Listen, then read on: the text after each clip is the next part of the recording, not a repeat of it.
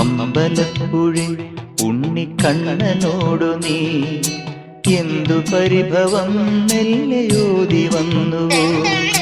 കൽവിളക്കുകൾ പാതി മിന്നി നിൽക്കവേ എന്തു നൽകുവാൻ എന്നെ കാത്തു നിന്നു നീ?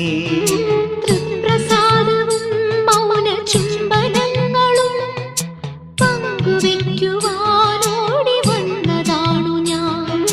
രാഗചന്ദനം നിന്റെ നെറ്റിയിൽ തൊടാൻ ഗോപകന്യയായോടി വന്നതാണു ഞാൻ.